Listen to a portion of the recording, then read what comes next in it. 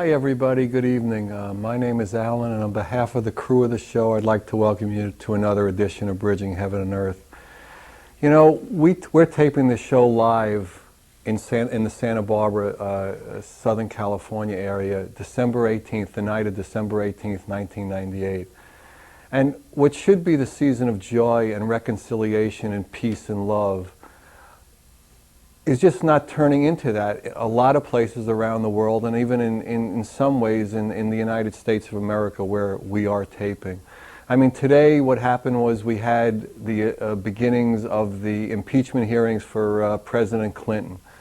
And while we were having the impeachment hearings for President Clinton, we were bombing Iraq from ships and from planes thousands of miles above and into the sea, just lobbing these 2,000 pounds, I don't know, maybe that's a ton, I can never get the numbers right, lobbing these bombs and just blowing up maybe military installations, maybe weapons of mass destruction facilities, but certainly injuring people, certainly injuring that connection between peoples. What is going on with us? What do humans need to do to bridge that gap, to leave the hate, to leave the disagreement, to leave that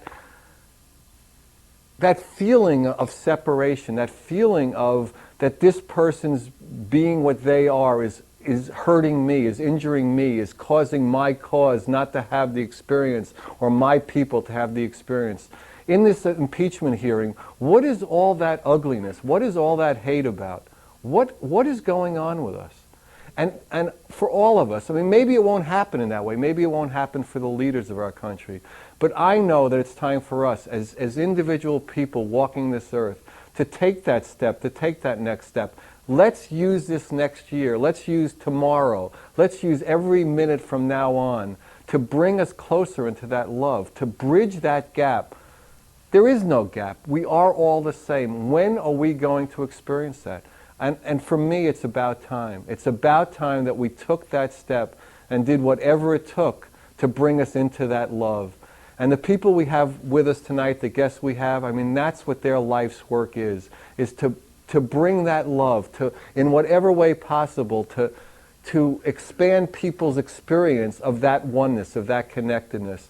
And we're just honored to have them with us tonight. We have Alan Mesher, who's a spiritual teacher, a healer, an author. He's written over the last number of years, he's written 2 books, one Journey of Love, and the new book, T-Zone, which is really starting to pick up interest and inspiration all across the country. And we're honored to have Alan with us tonight to talk about the book and to talk about his experiences of coming into more love, coming into more inspiration.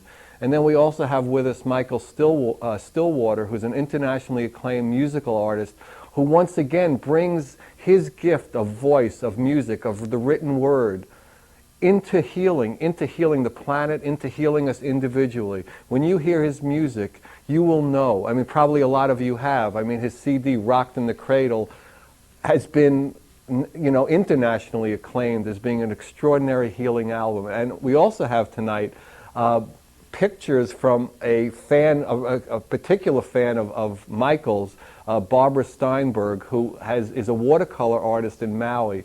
And she's helping us get on in Maui. I mean, I've talked to you about all the cities we're in, but we are starting in Maui in January of 1999. I think the first show is January 6th. I think we're going to be on the Big Island a little after that. We're going to be on in San Diego pretty soon, and I think Boston, Boulder, and Chicago are coming up. So we're just excited about bringing you this connection, bringing you this love. But please, all of us, let's take this next step. Whatever we experience, let's take it to the next level. Let's allow that love to flow. We have to end this craziness. It's just too stupid. It's too ugly and too stupid. So please, to get this show started, please join me in a short meditation, and then we'll have Michael and Alan with us. Thank you.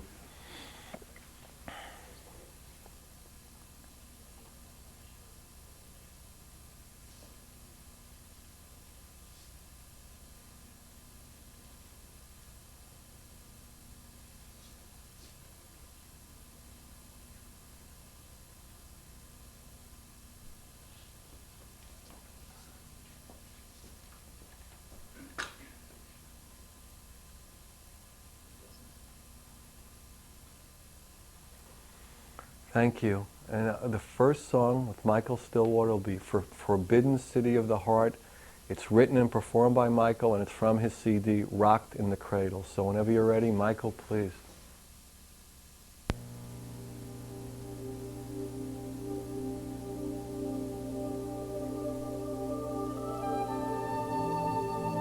This song is for all those children who have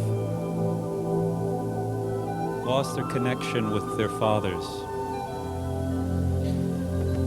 Even fathers who are living with them and yet haven't found a way to express their love, haven't found the way to get past the blocks, the patterns, the fears of living with an open heart. I sing this song to my father, who died 5 years ago. He was born in China in 1920 and could never remember his childhood. So this song is an ode to those memories and inviting him outside of the wall of his heart, and it's an invitation to me and to you as well.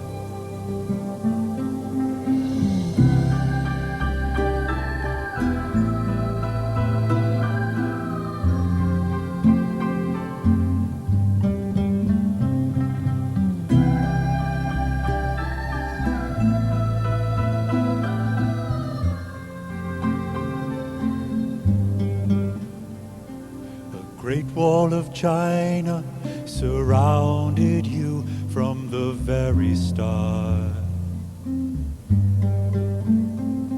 What memories entwined and so confounded you that you made a forbidden city of your heart.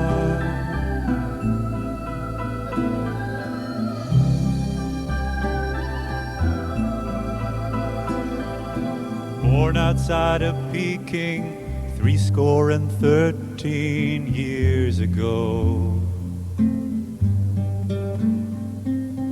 All your life was seeking something more than even you seem to know.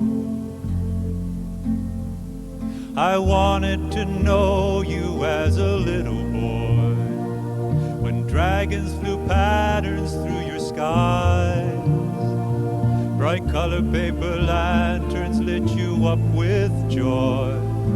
Firecrackers danced before your eyes.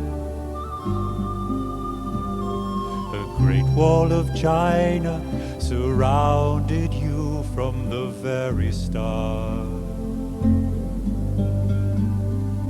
What memories unwind and so confounded you that you made a forbidden city of your heart.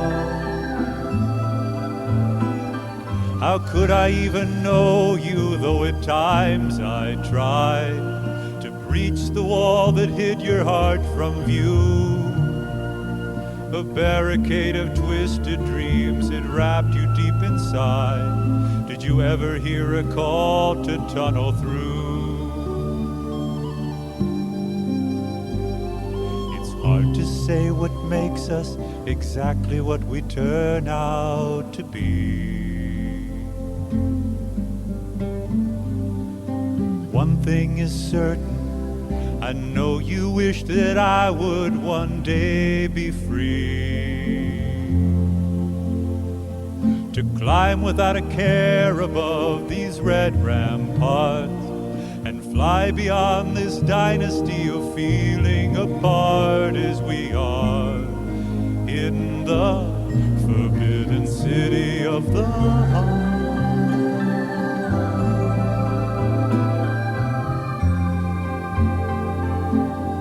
Forbidden city of the heart.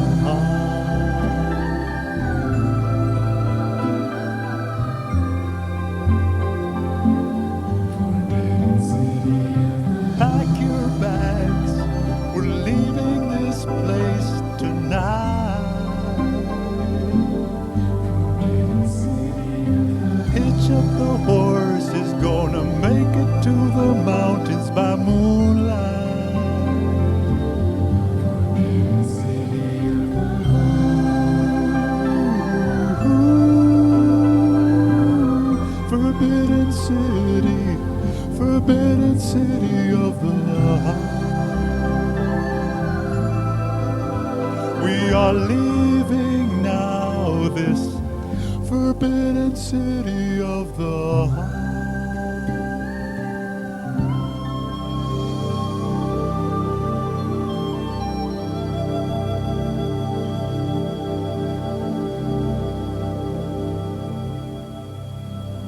Hi, we're on the set with Alan. Welcome, Alan. Thank you, Alan. So actually, when I was reading your new book, The T-Zone, you had in there an interesting movement into the so-called spiritual path. You had graduated college and you were going to take a year off. Why don't you tell that story? That's It's a funny story. I was going to take a year off from college. I couldn't make up my mind if I wanted to go to law school or get a PhD and become a college professor. So I went to the small town in New Hampshire, as luck would have it. I mean, I just ended up there, really. As luck always has it. As luck always has it. And I kept hearing stories about this older woman who had this incredible gift. And she would heal like all these people in the area, and she knew everything about everybody's life. She was very tuned in, remarkably so, highly detailed. So I was dying to meet her, and finally one day a friend of mine said he was going over, did I want to go? Well, I wasn't going to say no, was I? The way you wrote in the book is he didn't even invite you, you just got in the car. I just got in the car. I was ready to go. You know, he had to take me. I was like the dog in the car. He was going for the trip. So we got to her house, and she was a small little lady with these big, dark, cold, shiny eyes, brilliant shining eyes. And she came to the front door. It was cold out. It was just before Christmas, this time of year. Wow. But it was cold in New Hampshire in those days. Very colder cold. Than Santa Barbara. Much where colder. It was 80 today. But anyway, she came to the door and she said, "Oh, hello, and would you please come in?" And shook my hand and took me into her study and said, "Can I read you and talk to you for a little bit?" And I said, "Oh, please do, please do." And she's looked at me. Did you have any background in No. any kind of thing like that? But you were drawn to her. Drawn to her like a bee to honey. Really drawn to her. And so she looked at my hand and started telling me all these things about my life and what happened to me when I was 4 years old. And it was quite remarkable. And she put it in a context so I would understand why it had happened. I mean, But I the knew accuracy was unerring. Oh, yeah. Unbelievable. Yeah, very unerring. And then she held my hand and she put her hands around my hand and said, "You know, what I do, you will do. You're right behind me." And I said, I can't do this. She said, "Oh, yeah, you can. Oh, yeah, you can. You have the power within you." And she held my hand, and I felt this charge go into me, this incredible energy. It was heat, and it was electricity, and it filled up my body. Wow. And pretty soon I got very, very ecstatic. I mean, I was so turned on. And then I heard something pop in the center of my forehead, and the room filled with this brilliant golden light. Gold light everywhere. And where Eleanor, that was her name, where she was standing, I could hardly see her because it was just all gold light. And I was just totally off my head with this energy, with this ecstasy, and not quite knowing what to do with it. And she said, "What I do, you do. And you'll take it around the world. You'll take it farther than I have." And I said, "I don't think so. I'm going to go be a lawyer." And she said, "You can go be an attorney if you want, but that's not your destiny. But you can do it. It won't make you happy." So I went away and thought about it for about 3 weeks, and then I decided I'm going to go back there, and I did. And for 3 years I hung out with her. I never did make it to law school or to graduate school, but that's how my path began.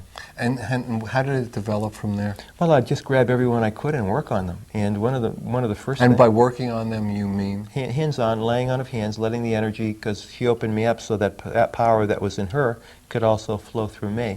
And I would just work on people. And one of the first and remarkable... You mean as a healing tool? You Yes. would, and as you would do it, like any muscle, it was getting stronger and clearer and... Well, it's a long process to get really, really good as a healer. You don't just get it overnight. You have to develop it. It takes years and years and years to get really, really good. But one of the first things that happened was my girlfriend and I were attending this little poodle for a lady that was away. And the poodle got bit by a St. Bernard in the diaphragm. And we rushed the poodle to the vet, and the vet looked at it and said, "It's been bitten in the diaphragm. The chances of it surviving are almost nil, but I'll stay up with it all night. We'll see what happens." At 10 o'clock that night I said, "I'm not letting that poodle go down."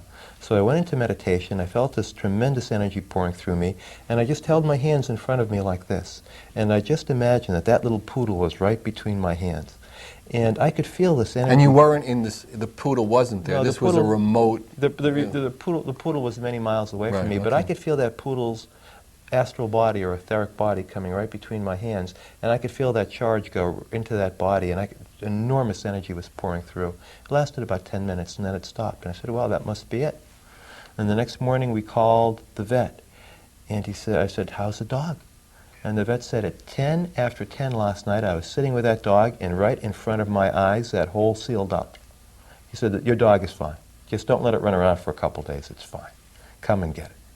And that was one of the first real miraculous healings that I'd ever done. I said, wow, she was right. Wow. And how long was this after the first initial contact? Oh, maybe a few months. Oh, that soon? Yeah. Wow. Yeah. But you stayed with her in an apprenticeship mode almost for like 3 more years? For about 3 years. But, you know, even after that was over, I mean, I've been working on people now for about 25 years, and you keep getting more power as you go along the way. And people come in bunches, like I'd get a whole bunch of people with the same kind of problem. I remember there was a period of time where I kept getting these women that had been sexually abused or raped over and over and over again. They just kept coming in because the energy that I had at that time was for that kind of issue. Moment. And that, you know, and then I had an awful lot of people come to me that in other lifetimes had died in concentration camps in World War II. I had a whole bunch of them. I was doing a lot of people long distance, and they had that, and I had a lot of people that were coming to me in person that had that. And one lady that I started working on with lupus in Florida, she'd call me and she'd be in absolute agony. Her legs would be just inflamed with pain, and they'd be very swollen every morning when she woke up. So I started sending the healing power over the phone, and the legs, by the time we're done, the swelling would be gone, the pain would be gone. And after about 10 sessions, the lupus went into remission. But she came to a workshop that I was giving in Kansas City, and when I looked at her, I said, oh my God, how do you feel about World War II? And she said, I don't want to talk about World War II. Oh, I don't want to talk about it. I said, well, how do you feel about the concentration camps? And she went, oh, no, I don't want to talk about that. It's horrible. Oh, it's horrible. I don't want to talk about it. And I said, look, what happened to you was that you died in those camps. And the lupus you have in this lifetime is a result of that because it broke your will. And lupus is often a condition of a broken will. So she came into that workshop, she got on the table, and we had about 3 or 4 people working on that table, and they put the energy in, and when those people were cooking, their material, their inner karmic emotional material was coming up and ready to be dealt with, I'd pay attention, you know, and I'd go from table to table, and when the person was ready to break, I'd be there. And so she broke, and all of the stuff came pouring out of her, and it was about the concentration camps and what she endured and how she died and what she had to experience. And it was very, very intense for her for about an hour. She was yelling and screaming and burning up. Her clothing was soaking wet when she got, literally it was as if she had stood in a shower for an hour. Her clothing was soaking wet. She was drop dead exhausted. But she cleared that whole experience. She got it out of the system. And that's what healing is about. It's about going and so she's never had lupus again. That's No. not because it's not part of her. Well, yeah, the energy that would cause it, the residual karmic energy is gone. I mean, she cleared that trauma out of her system. Now, everybody has trauma in their systems. Why else would we be here if not to deal with that? And in many cases, the trauma runs our life. If we've been through a lot of difficult experiences, for instance, when we were young children, if we were emotionally malnourished or not nourished, if we were abused sexually or physically or emotionally or verbally, that gets in our system, it affects us. And one thing that happens... Even if we're not conscious of it, it just... absolutely, right. Particularly if we're not conscious of it. What begins to develop is what I call the negative core self-image. We begin to believe that we're not good enough. We begin to believe that we're a mistake. We begin to believe that we can't succeed. And then we begin to develop an act to cover that over. I had a client who came to me, a wonderful, talented, brilliant guy. He was a gay man in L.A., Catholic. He grew up in a Catholic family. And That's his family, a good one. Oh, terrible, you know. God, the guilt is like... I'm feeling guilty just listening to it. Well, the guilt was horrible, and he felt that if he ever showed to his mother and father that side of him that he was gay, that he would die. So he stomped that down, he buried it, he killed his gay self as best he could, and lived a normal life, seemingly, was incredibly successful in real estate, had 2 or 3 women that wanted to marry him, that were dying to marry him, but he wouldn't, do that. And then all of a sudden, at a certain point in time, his whole life blew up because he couldn't keep it down anymore. It blew up. And he went into deep rage and deep depression and alienated himself from everyone and became very, very suicidal. And that's when he found me on TV. And every time I'd work on him, I'd make him go into that place where all that pain was. And he said, no, I can't go there. And I said, you have to go there, because if you cannot confront your pain, you will never overcome your pain. And that's true for everybody. We have to learn to confront it. And that's the first lesson in spiritual development, is confront the unconscious parts of you that are holding you back. Everybody has it. And how does someone get to the unconscious part? How does it become conscious? Well, in the healing work that I do, I can only speak in terms of the way I address it, but when I work with people, there's a power that will come out of me. This light will go into their body, and it will evoke and bring up anything that's hidden in the body that has not been dealt with. Nothing can hide in the healing light. All of the dark elements of the unconscious will come up to be faced, accepted, and cleared. You have to clear it. So there are 4 phases of the healing process. First you have to find it. The light brings it up, it finds it. Then you have to face it. You have to accept responsibility for it. You have to turn towards it. And then you have to feel it.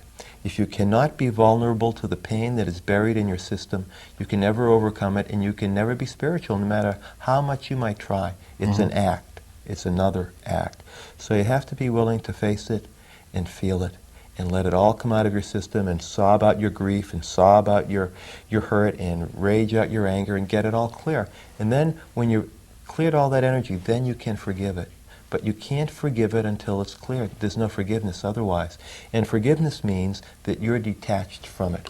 It's done. It doesn't mean that the person who caused you that harm is now able to come back into your life. You don't have to let the person into your life. Forgiveness means that you detach from that which has hurt you. Totally, completely, utterly. And when you're free, it has no more power over you. You have taken back your power. And then you can ascend higher on the scale of consciousness. And you can do things that are more positively based, like meditation practices, or prayer, or chanting, or service, or, and get into unconditional love. But all of the unconscious factors in the psyche that we do not address keep us stuck in a negative ego mode and keep us from being able to express unconditional love. That's why the world is the way it is. Actually, let's talk about the negative ego. We'll do Michael. Michael's going to do a spontaneous healing song called Song Care. This is just something that he does. It just starts basically coming through him. And he's had tremendous success in the healing modality doing this. So we're going to have a healing song from Michael Stillwater whenever we're ready. Thank you.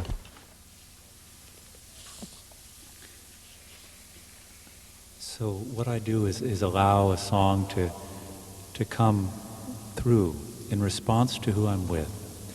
And I just trust it. I trust the process. I trust the words. So I just listen closely to what are the words to sing now, and I sing those words. And I'd like to offer a song now to you and ask if there's any theme that's going on in your life, or any place of focus that you'd like to have for this song. I'd like a feeling of integration in my life, just a feeling of more wholeness with myself. It sounds like something I think a lot of people could relate to. It's integration and wholeness. So as I sing, I just invite you to relax and let it touch you however it will.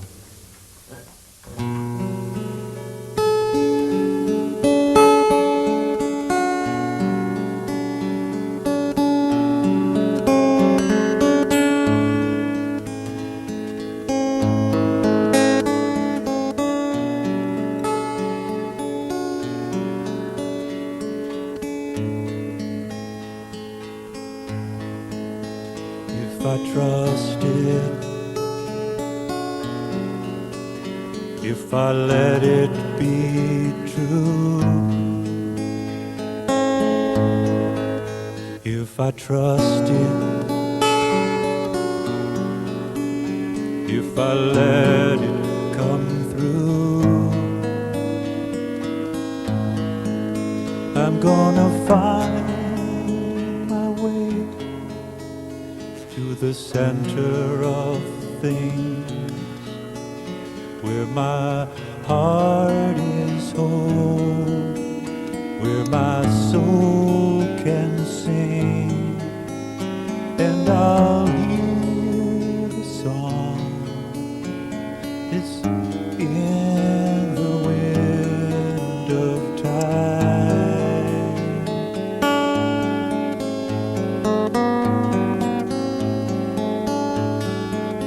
There's a part of me that's always been true. There's a part of me that knows just what to do.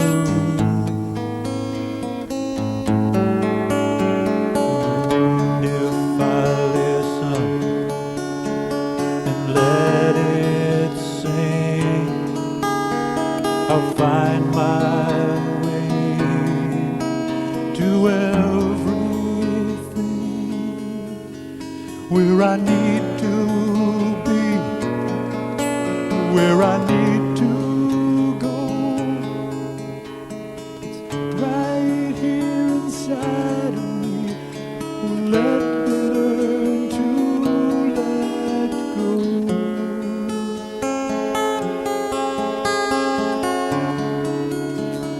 Let me learn to let go.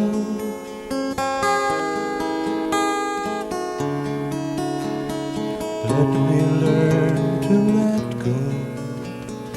Let myself be exactly as I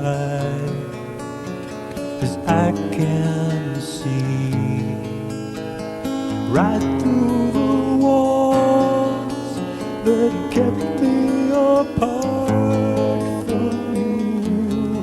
Let me now, let me now see what's true.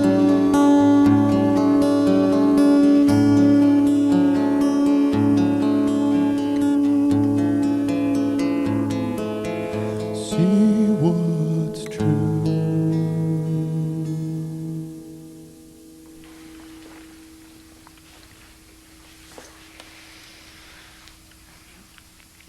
Thank you.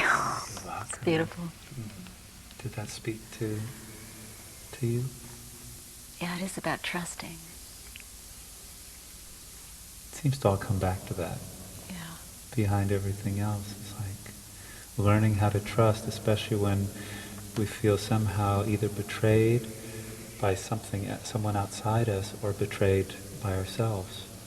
That's the journey, is to come back to alignment and trust, accepting.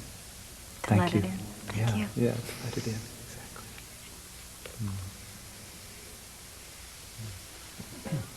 Thank you, Michael.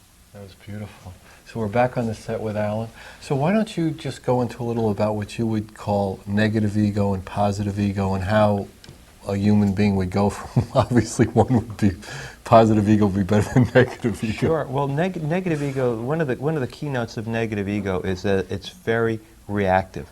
An event will happen, it will push a button inside you, and you will react in a habitual pattern because something happened to you much earlier in your life.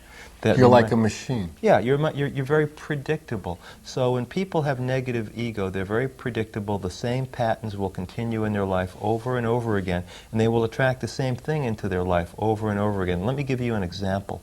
I have a very good friend. He's a very brilliant man, a very successful entertainment lawyer in LA. His father was a doctor. His mother was a psychiatrist. His mother has an IQ that's off the board, and she's a very loving and wonderful woman. The father was a very narcissistic, competitive person who had no love inside him and no love to give, particularly to his children. He competed with everyone for every last piece of attention. He had to have all the attention. He never had a nice word to say about anybody. Now, this guy was wounded very deeply by his father's behavior. So what happens to him later in life when he goes to choose women to get involved with? He chooses women that resemble who? His mother? No, because he had a good relationship with his mother. With his father, because he did not have a good relationship with his father. The irony is... And why would that be? Because we always are attracted to what wounded us. To try to fix it. To try to fix it, and we never quite do. It just continues to wound us. So he married this really beautiful woman, of Danish descent, blonde, very beautiful, seemingly outgoing, highly intelligent. He thought he had everything. But then she turned around and became very much like his father, highly critical, withholding emotional affection, playing power games with him, competing for attention, the whole 9 yards. And it ended in divorce. He then went to Cannes for the film festival. This is a few years later. Met a beautiful girl, dark-haired, olive-skinned, warm, outgoing, vivacious, brilliant, highly talented and gifted, and very loving. She came and spent some time with him in LA, then he went back and spent some time with her in Cannes. And it turned out that she was highly critical, distancing from him, emotionally unavailable, hostile, and just took. Wherever he turns, he finds the same thing. That's one manifestation of how these patterns work out in people's life. They'll play over and over and over again.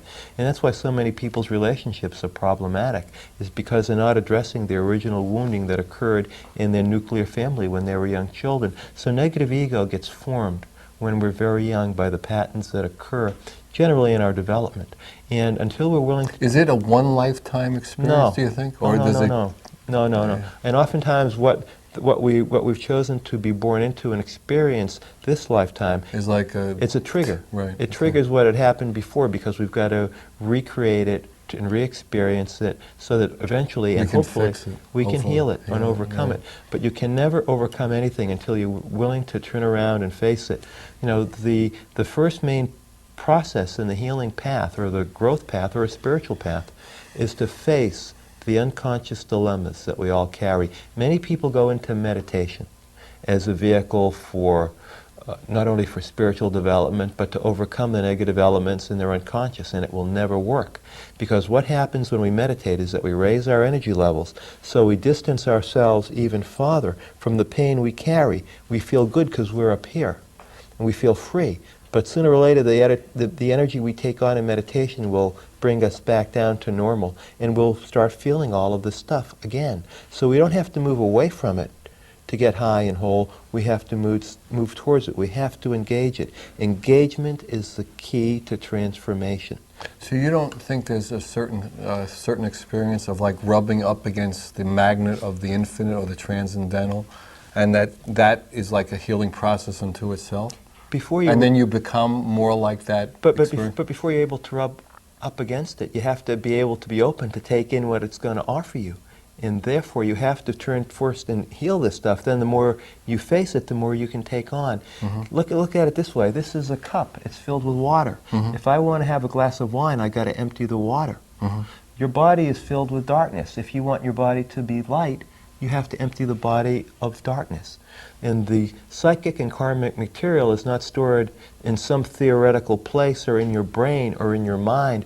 It's stored, this energy is blocked energy, and it's stored all over your body. And it's not only the energy of this lifetime, it's the energy of many lifetimes that your soul has brought back with you in this incarnation to work through. As we spoke before of the girl who had been killed in the concentration camps. You know, I've run into many, many people like that have had those lifetimes. I was working with a lady in New Jersey. I was in Texas. We're doing a long-distance work. And I could see in her that there was a place that contained all the energy of an experience where she had died in the fires in the concentration camp. And I said to her, if I send some energy over the phone to this place in your back, I believe this will happen to you. And she said, oh, no. I didn't have that experience. That didn't happen. That wasn't it. I said, let's put some energy in there and let's see what happens. So I sent the energy out over the phone line, and I put it in that place, and I said, now you just make a little sound like ah, to let that energy go in there. And she did. Before you knew it, she was screaming and burning up, because she was reliving what had happened to her before. She was clearing that horrible experience out of her system.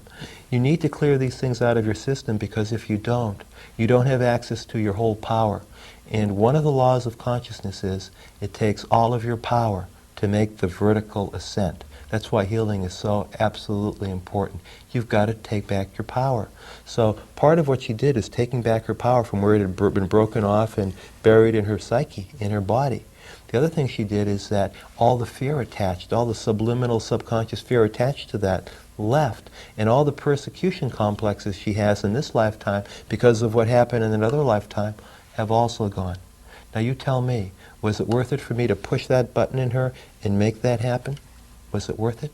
You bet it was worth it. Yeah, I mean, Of course I'm sure it was. she thinks so. Well, it helped in her evolution. She couldn't evolve without moving beyond Okay, that why don't barrier. you just, like, somebody calls you. How does the process work? I mean, what do you see? What do you experience? What exactly happens? I've been working. I'll give you an example. The best way to answer that is give you an example. I've been working with a lady who's a depth psychologist in Santa Fe. A what psychiatrist? Depth psychologist, whatever that is. Yeah, I mean, That's she what goes she does. underwater to do it? No. She works in With deep deaf level. people? Depth. Oh, depth. Yeah, Oh, depth okay. psychologist, and it's about working with the unhealed places in the unconscious mind. But she had been through an experience where she had attracted in this man into her life who initially had seemed charming and sensitive and caring, but it turned out that he was like a black widow spider, used her, stole her money, was very abusive to her, and then went on to another woman. And it devastated her, it ripped her finances up, it caused tremendous chaos in her life. And she called me, she was all knotted up, she was in terrible pain, and she was wondering what can she do. So the way I start with anybody is I put one hand under the base of the spine, my other hand under the base. And this is remotely? Yeah, Okay. under the base of their skull. And so what I'm doing is balancing their nervous So system. you're seeing them in that way? Yeah, and I'm sending energy into those points in their body, and they get real relaxed, and they get balanced, and that allows me to put that light in them, and it's like an X-ray. And then I can see clairvoyantly what's going on in their body and what the issues are that need to be addressed. And do where you they are. see it visually? Yeah. Or? I see it visually. Visually. Yeah, generally visually. Sometimes I see it visually, sometimes I just know. In this particular woman's case, I could see tremendous blocked energy in the pelvis and in the ovaries, and she did have one ovary that was highly, highly inflamed.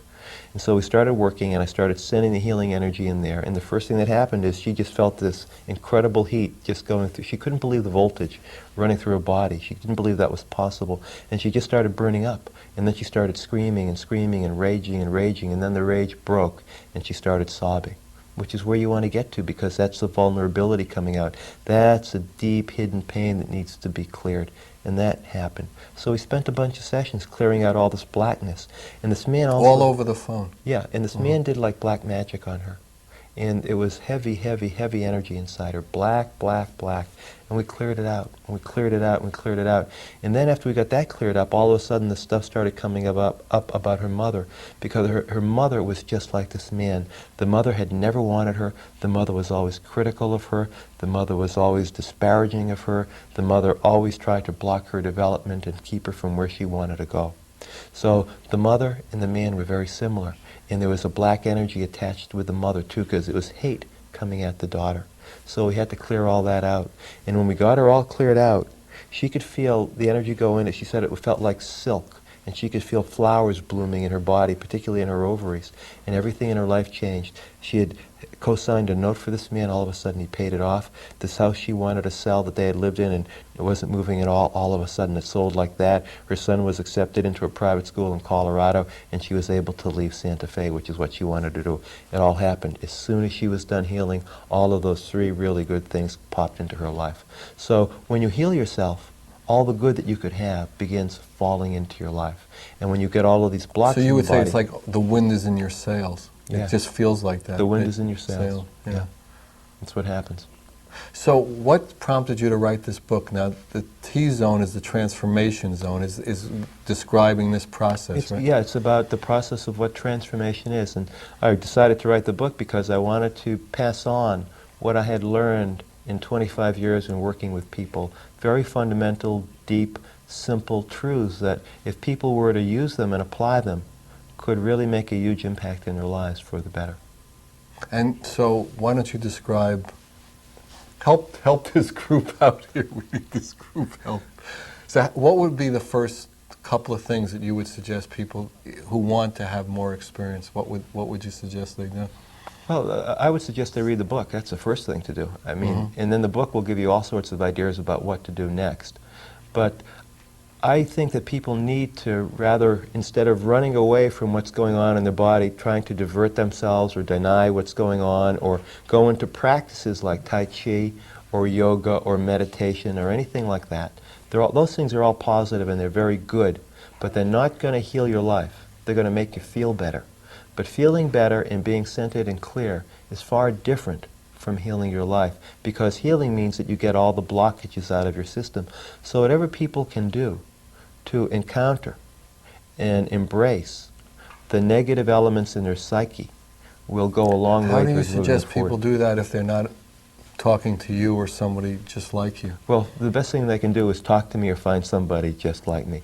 The second best thing they can do, for instance, is to watch movies in which themes of issues that they carry in their lives. And how do they know that? Well, sometimes if you've been abused, you're going to know it. You're going to know it. If you've been sexually abused, generally you know it. Or you'll go to a movie and it'll have a lot of abuse in it, and it will really hit you. And for some strange reason, you might just sit there and cry and cry and cry, or you might get so angry you don't know what to do with yourself, or you might get so depressed. And that is a trigger. That's telling you that what that theme that you viewed in the movie, that theme has a powerful effect in your life because it's the same thing that happened to you. So whatever you really strongly react to, there's some charge to it or something. Absolutely, like big time. Big time.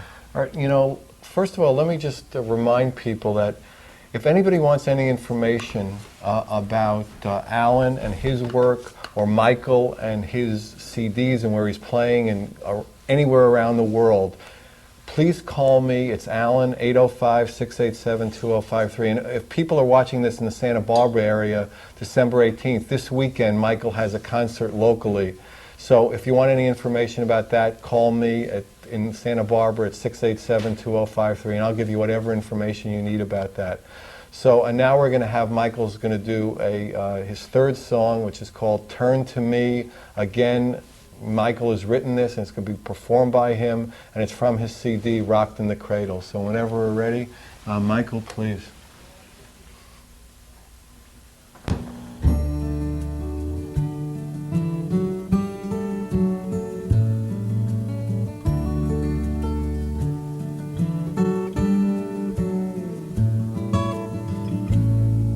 When deep within your slumbering, you start to feel afraid.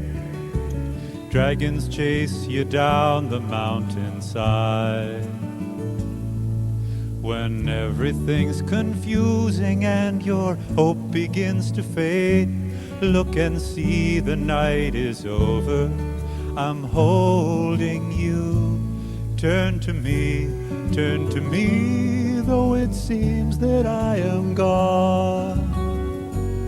I am living in your heart, like the memory of this song.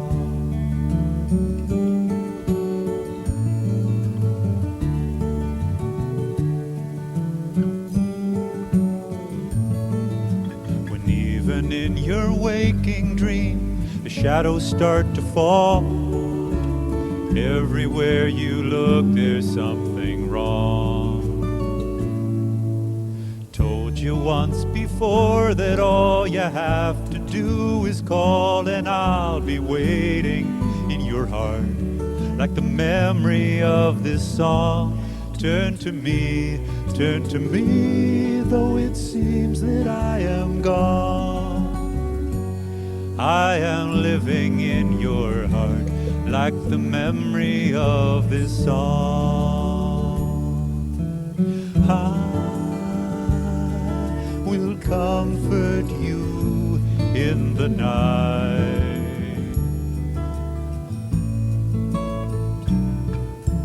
Fly to me when you're afraid, it'll be alright. If ever there's a need you have this world cannot provide, a feeling all is emptiness in you, just close your eyes a moment and remember me inside, for I'm closer than you're breathing, and my love will guide you through. Turn to me,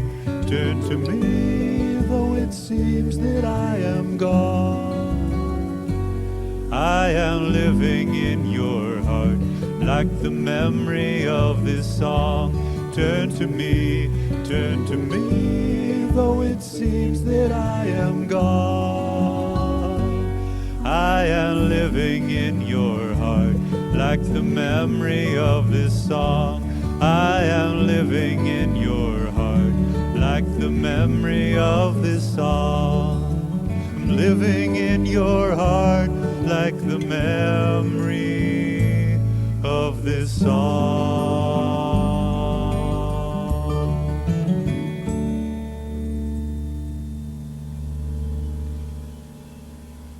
Wow, thank you, Michael. That was beautiful. So we're back with Alan. So Alan, in your life, I mean, what difficulties? In my life? Yeah, we could do a duet, Michael. So, how do you deal with it? I mean, does someone have to look at you? Can you look at yourself? How do you deal with the negative ego? Oh, very, very painfully. Poorly. No, not poorly, painfully. Because dealing with that and confronting it and feeling your absolute vulnerability is a very painful and scary moment in your life. And I have been through that phase, and I know how hard it can be. You didn't have you to help you. No. An outside you. Can you help you from Yes. being inside you Well, because of your gifts? Because of the power that's inside me that will sort of go to work automatically for me in my life. And one thing that did occur for me is about a year ago, all of a sudden, and it was right about this time, I just felt... Everything happens around Christmas. It really, yeah, it really does. I just felt this unbelievable sense of darkness coming up, and I said, what is going on? This heaviness, this darkness, this fear started coming up that I was quite unfamiliar with. Which goes to show you that even someone that does what I do, and for as long as I have done it, is still subject to these hidden things inside the psyche that we're not aware of. So I had to face all this, and it was my soul literally pushing all of this up to clear it, saying, Alan, it's time now, pay attention to this. So this stuff started coming up, and before I could get it to break, it wouldn't break, it just felt thick and heavy and horrible, and I just would go to work on it. So one thing I would do is I would lay down, and I do this sometimes for hours at a time, and I would just sound, I would just go, ah, ah, ah, feeling it where it was in my body, trying to get it moving. And after I did that for quite a while, it began to move. And I could feel that I was ready to break and tears were ready to come up. But sometimes the tears wouldn't quite come on their own, so I'd go watch TV, and I just surf. That can make almost anybody cry. And I just surfed the channels, you know, boom, boom, boom, boom, until I found something that evoked an emotion in me, an emotional response. It could be a line, it could be this dumbest thing in the universe, but it would hit me. And I'd just sit there and I'd just fall to pieces and I'd moan, and all of these like prehistoric sounds would come out of me, and it was really awful stuff. I mean, I would be embarrassed to have that going on around anyone else, you know, and sometimes I'd lay there and I'd get real shaky, my whole body would shake, my legs would shake, my arms would shake, and this went on, off and on, for a very long period, over a 7-month period it took. But it cleared all the last vestiges of that negative part of my ego. Now, why do you say last vestiges? Did you think it was cleared before that? I mean, or are you in for another shock another Christmas time? Well, you know, it could happen, and I don't discount it. I hope it won't. No, but it could, you know, and it coincided, incidentally, within my chart with the planet Pluto opposing my sun. And Pluto being the force of the unconscious coming up into the light, so all of this hidden stuff. So Pluto has gone past the degrees of my sun. So you're hoping it doesn't come back for another 2,000 years or something? If it comes back, it comes back. All well and good. I'll deal with it. It doesn't bother me because I've been through it. I mean, I know the game. But it's a hard thing to go through. It's not easy. It's an ego death. And the death of the ego is very difficult because so much of our identity, whether we're conscious of it or not, is based on our ego. Now, what's a positive ego then? Well, we're going to get to that. But well, we only have a few minutes left, so we'll get to it. All right, good. But the one thing I want to say about the ego is that within every ego is a victim. There's a victim inside every ego, someone who feels hurt and betrayed and clamped down and is angry and takes things personally. So a negative ego takes things very, very personally and will tend to overreact and has a hard time letting go and feels set upon and put upon and victimized and crucified that way. And a healthy ego doesn't. A healthy ego will not take things personally and is very good at setting up boundaries about what it will allow into its experience and what is not appropriate. And what is not appropriate does not get in. Bye.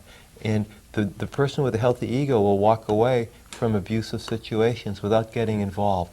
The person with a negative ego will get into abusive situations and react. The anger will come out, the fear will come out because that person has been hurt and abused before. So all of those emotions that are tied to the abuse will come out, and they'll duke it out, they'll engage, which only builds a negative inside you and makes you feel more of a victim by the time you've left. And sends tremendous toxic chemicals and messages surging all through your system, which is ridiculous. So the healthy ego has learned, because it's healed, that victim side not to engage. It walks away, it has healthy boundaries, and its perceptions about people and things are much clearer, much more accurate, and it sees with greater depth into the nature of people because different sort of veils have been lifted from the sight. So the healthy ego is now in a state to launch towards surrendered ego, where we can be connected to divine will and become expressors of unconditional love, which is where we all have to get. Unconditional love is the answer to the ego. But you don't get the answer until you've solved the problem of the ego. You've got to convert the darkness into light. That's a transformational journey. Carl Jung said it this way. He said, transformation is not about seeing angels dancing in your head. It's about having the courage to confront your darkness and turn it into light. And he was right. And would you say that, in essence, what we consider darkness is not dark anyhow? No, I would say it is. It is dark. I would say it is. And how would you define it as darkness? Because it's unhealed pain. It's unhealed anger. It's unhealed victimization, and that is dark. And it has to be lifted. It has to be transformed. Would you say that's a misunderstanding? I would say it's an illusion that we have invested heavily in. So much so that it looks real. Yeah. And it feels real to us. Because we're attached to it. We're attached to it. And as long as we're attached to it, it is real. How do you make it not real? By letting go of your attachment. And how do you let go? You have to heal. Until you heal, there's no letting go. And it is real until you let go. And then you can come up and look at it and laugh. But at the same time you're laughing at it, you're also gaining wisdom from it. Because the other side of pain is wisdom. And that which held you down is that which will lift you up if you heal it, which is the wonderful thing about it. The negative is the fuel for evolution. Would you say it also, to look at yourself is also a way to have compassion, to know that, I mean, like someone like you, who's been so gifted and goes through this dark period, I mean, to know true compassion, you have to know suffering yourself, and that... Yes, that's true. And so for all of us, we all have crosses to bear. I mean, everyone in a human body, and it's like, which of us... And the more you know that that's the case, the more you can have true compassion. Everyone comes into this life bearing a cross. And there are, everyone's cross is different, but there are two main goals in every cross. One is success, that's the horizontal part of the cross, and the other is inner fulfillment and spiritual enlightenment, and that's the vertical part of the cross.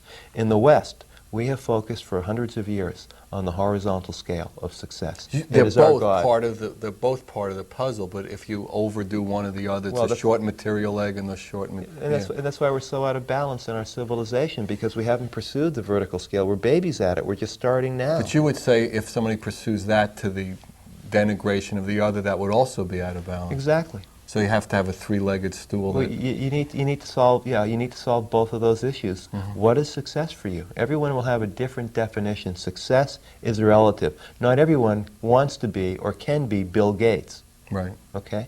But the vertical scale is not relative. It's an absolute scale. Enlightenment is enlightenment. There may be a different paths to get there, but they have to produce the same result. You have to have the experience. That's right. Right, it's the experience. And that's different, and that's absolute, and that's what we have to get. Okay, well, I hope we all got a little more of it. So, well, we're winding down again, and it's just, again, it's been fantastic, and, I personally have had a wonderful experience, and I hope you did too. I'd like to thank Michael and Alan for coming, and again, whatever next step it is, whether it's Michael's albums, Alan's books, whatever we need to do to take the next step, it's time. We need to do it. Good night. God bless you.